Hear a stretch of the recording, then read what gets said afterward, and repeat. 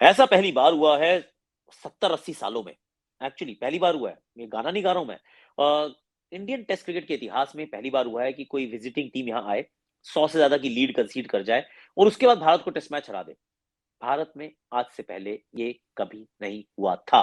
पर रिकॉर्ड बनते ही है टूटने के लिए। 28 रन से जीत गया इंग्लैंड। ओली पोप खेले लाइक अ तोप, ही वाज देयर होप। पर उनके बाद उनके पास टॉम हार्टली भी आते हैं जो विकेट चटकाते हैं। इंडिया 28 रन से पीछे रह जाता है ना। बहुत सारे सवालों के जवाब देना पड़ेगा भारत को, क्योंकि 1-0 से इंग्लैंड आगे गया मेरे यार।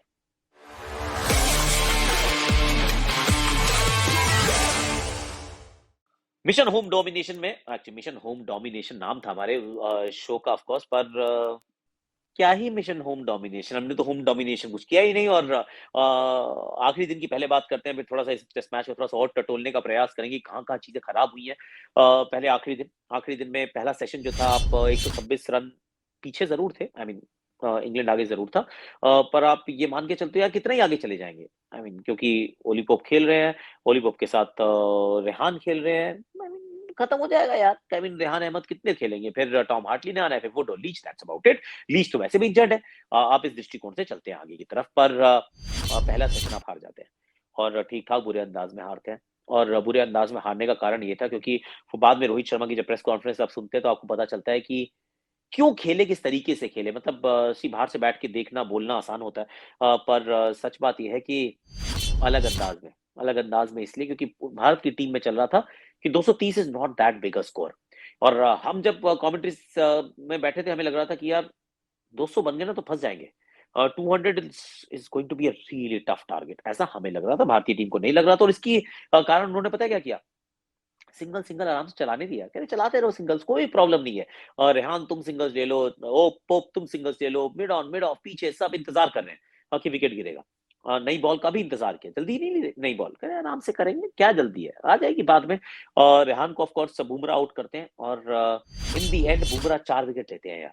I mean just think about it कि चौथा दिन टेस्ट मैच का हो, भारत में हो, जहां पे टर्न टर्न टर्न की बात हो रही है, वहां पे आपके फास्ट बॉलर को 4 विकेट मिलती है। वो लेते हैं 4 विकेट एक्चुअली। और पूरे मैच में 6 विकेट लेते हैं। आपके पास सुपीरियर स्पिन है ऐसा कहा गया है। और है एक्चुअली, नहीं कहा क्या गया है एक्चुअली, सुपीरियर स्पिन है। पर सामने वाली टीम के 18 विकेट जो मतलब दे टेक 18 इंडियन विकेट्स जो स्पिनर्स है। और भारत के 14 ही विकेट चटका पाते हैं भारतीय स्पिनर्स। और दूसरी पारी में और सिर्फ 6 ही विकेट मिलते हैं भारतीय स्पिनर्स को। I mean that was a bit of a problem in my opinion. Jasprit Bumrah is phenomenal, इसमें डाउट नहीं है। पर बाकी लोग क्या कर रहे हैं, that's a question. That's a question क्योंकि सामने वाली टीम ने ये खेल के बताया, ये करके बताया कि we can take you on. और पहली पारी में भी वो पीछे पलट के देखेंगे यार, पहली पारी में बहुत खराब खेले और इससे बेहतर खेलते तो इंडिया को तो हम और तंग कर सकते थे। 190 रन की लीड के बाद ये हाल किया है।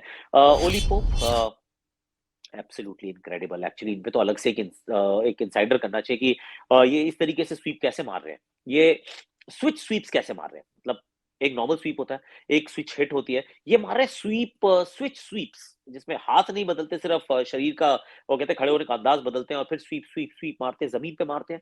बहुत रन बनाते हैं। इनको एक जीवन दान मिला था तीसरे दिन, एक जीवन दान मिला चौथे दिन। 106 पे थे जब कैच छोड़ा था अक्षर ने। फिर 180 के आसपास से जब कैच छोड़ा केएल राहुल ने। और कुल मिला के ये 196 पे मतलब ऐसा करके शॉट मार रहे थे जो आउट हुए। वरना ये तो अलग ही शॉट मारे इन्होंने, मतलब अलग अंदाज में खेला है बंदा। स्वीप, स्विच स्वीप, ये वाला sweep, he was brilliant. Brilliant तो है। 230 रन से आप आगे हो जाते हैं। टॉम हार्टली की बैटिंग और उनके सामने भी फील्ड प्लेसमेंट, वो पीछे पीछे सारे पीछे पीछे, कोई जल्दी नहीं है। क्योंकि भारतीय टीम वाज एब्सोल्युटली कन्विंस्ड कि हमें दिक्कत नहीं होगी, हम इतने रन बना लेंगे। We felt little different. और जब दूसरी इनिंग में बैटिंग शुरू करते हैं तो 42 रन की ओपनिंग साझेदारी भी हो जाती है। रोहित शर्मा के साथ यशस्वी जायसवाल है। रोहित शर्मा दी अग्रेसर, वो अच्छा खेल रहे थे। और ये मैंने शायद कल भी कहा होगा, नहीं तो कहा होगा तो कमेंट्री में पक्का कहा था कि रोहित के हाथ में भारत की सफलता की चाबी है। अगर रोहित आउट हो जाएंगे, भारत ये रन चेज नहीं कर पाएगा। ऑनेस्टली क्यों कह रहा था मैं ऐसा, और वो प्रूव भी हुआ। यशस्वी आउट हो जाते हैं। यशस्वी रन बना दे तो बहुत अच्छा था, पर सच बात ये थी कि ऑफ स्पिन फटाफट से इस बार तो मिली जानी थी, वो मिली भी। और युवा बच्चा है यार, इनके कंधों पे कितने मतलब बोझ डालोगे। मैं समझ रहा था कि ये खराब पिच पे पॉसिबिलिटी है कि आउट हो जाएंगे। शुभमन गिल का जो कॉन्फिडेंस है इस समय रॉक बॉटम है यार। रॉक बॉटम है एक्चुअली। शुभमन गिल की पिछली 11 पारियों में एवरेज भी 20 की इर्द-गिर्द होगी या उससे कम होगी। हाईएस्ट 40 नहीं है, हाईएस्ट 40 नहीं है और लेफ्ट आर्म स्पिन के सामने स्ट्रगल कर रहे हैं। बहुत ज़ोर से हाथ से नीचे की तरफ जाते हैं, सिली पॉइंट पे कैच आउट हो जाते हैं। 2 गेंदों में 2 dismissal and you are done. लगता है ओह गॉश! क्या होगा यहाँ से? तो वहाँ पर केएल राहुल आके थोड़ी देर संभालते हैं, तो फिर टॉम हार्टली जो है वो रोहित शर्मा को आउट कर देते हैं।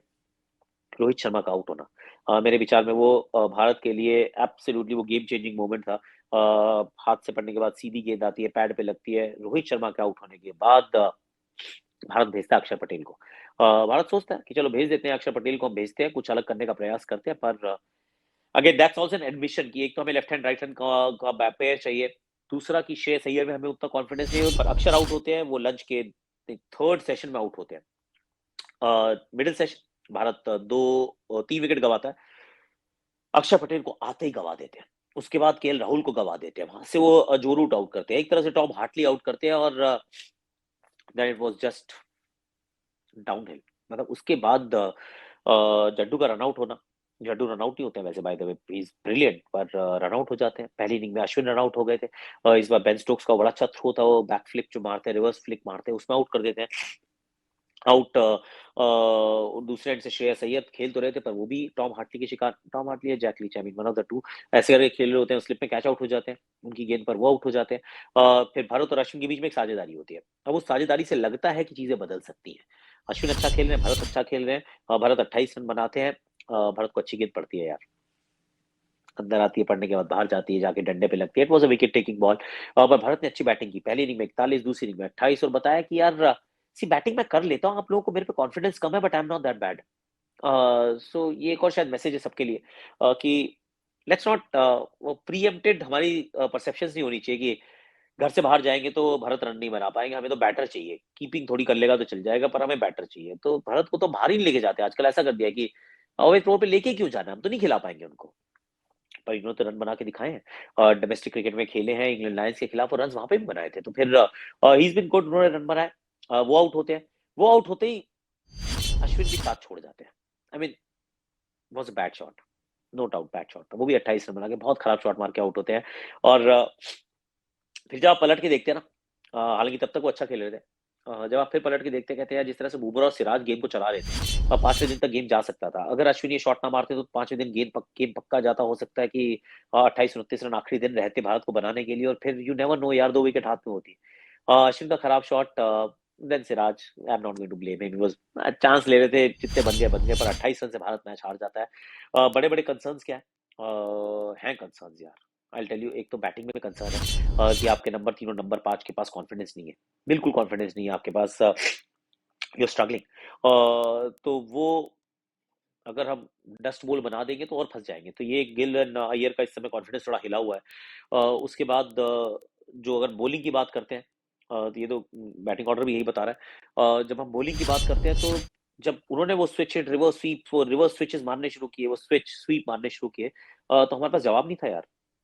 तो ऐसा प्रतीत हुआ कि आदत हो गई है हमको वो ट्रैक टर्नर्स पे खेलने की, जहां हमें थोड़ी मेहनत करनी पड़ती है, तो sometimes we are not imaginative enough. और ये होता है कई बार ना, जो मुश्किलें होती हैं, जो जो खराब समय होता है, वो आपको सोचने के लिए मजबूर करता है, थोड़ी सी आपकी इमेजिनेशन को ना फर्टाइल बनाता है। पर अगर आसानी से काम चलता रहे, तो फिर नहीं होता है, फिर आदत पड़ जाती है वो कि डालेंगे विकेट मिल जाएगी, डालेंगे विकेट मिल जाएगी। अगर कोई उल्टा पुल्टा शॉट मारने लगता है, तो आपको तो अरे अब क्या करना है, we were not imaginative enough. पर वही, अब देखो बुमराह है, बुमराह को सोचना पड़ा ज्यादा, क्यों? क्योंकि उनके लिए तो पिच ही नहीं है ना। So he had to find ways to stay relevant. तो 6 विकेट उन्होंने चटका, he was absolutely brilliant, gold dust. England के लिए ये बहुत बड़ी बात है। तो हमारी bowling, we need to be more imaginative.